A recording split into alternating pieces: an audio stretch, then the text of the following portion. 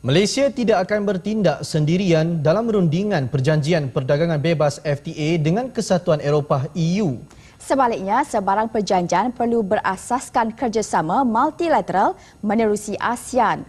Kuala Lumpur tidak akan mengikut jejak Singapura dan Ho Chi Minh yang membuka rundingan bilateral FTA berasingan dengan EU. Perdana Menteri Datuk Seri Najib Tun Razak menjawab kemusykilan perwakilan EU di Forum Malaysia Eropah turut mahukan rundingan yang tertangguh itu diteruskan secepat mungkin. We have not really taken the line that we should negotiate separately, although one or two ASEAN countries have indicated so. We will re-examine this position and respond accordingly. Beliau melihat Malaysia memainkan watak penting menggerakkan rundingan yang disifatkannya signifikan kepada masa depan ekonomi kedua pihak. Rundingan itu yang dibayangi isu hak kemanusiaan di Myanmar turut disentuh Datuk Seri Najib.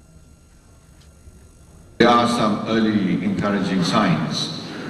For example, the release of political prisoners and slightly more open attitude with respect to Aung San Suu Kyi. And even Obama's administration has taken a slightly different tack with the government of Myanmar. Beliau berpendapat situasi berbeza di Myanmar akan mencerahkan harapan prospek rundingan itu.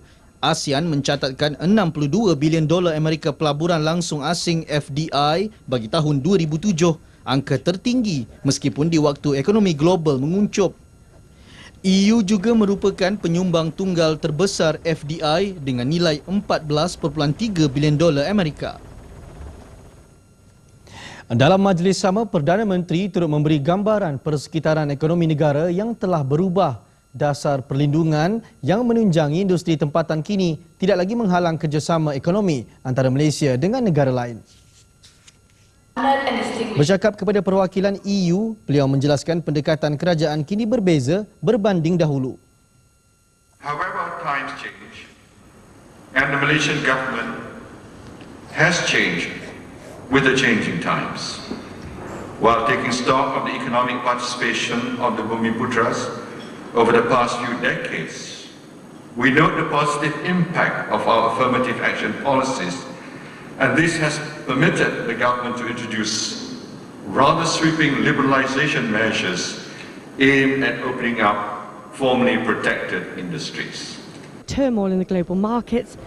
Beliau seterusnya menegaskan kepentingan kerjasama dengan anggota EU. Potensi kerjasama ekonomi juga dilihat semakin cerah. Datuk Seri Najib mengakhiri ucap tamanya dengan menyatakan kerjasama sepenuhnya kepada Forum Malaysia Eropah MEF yang dinaungi Tan Sri Rafid Aziz. European stock exchanges like the DAX only trim the morning.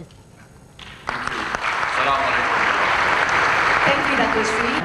These issues require continuing and sustained engagement and discourse in order to find common ground and to achieve common understanding for mutual benefit. In this context, the MEF can provide an effective platform to assist the government to address these issues in an open and constructive manner. Sekretariat MEF di London dan Brussels ditubuhkan bertujuan membantu kerajaan berdepan isu berbangkit membabitkan kedua pihak.